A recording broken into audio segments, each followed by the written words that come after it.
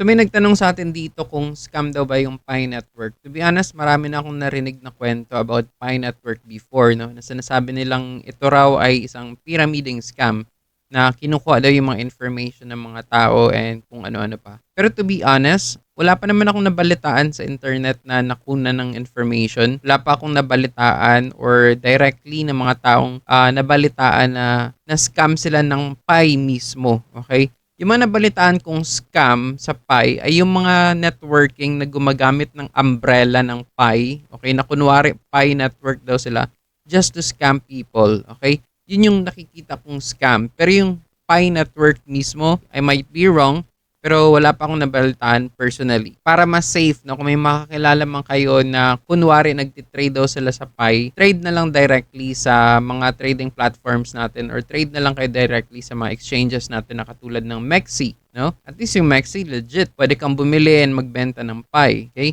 Iwasan nyo na lang yung mga peer-to-peer transaction sa Pi or yung mga tao to tao na transaction sa Pi kasi I think doon madalas yung scam. Okay, ginagamit nila ito as an umbrella para sa kanilang scam, no? Pero yung Pi mismo, I think wala pa akong nabalitaan. And type nyo sa comment section kung sakaling may nabalitaan na kayo, but personally sa akin wala pa akong nabalitaan. So, I doubt na scam yung Pi.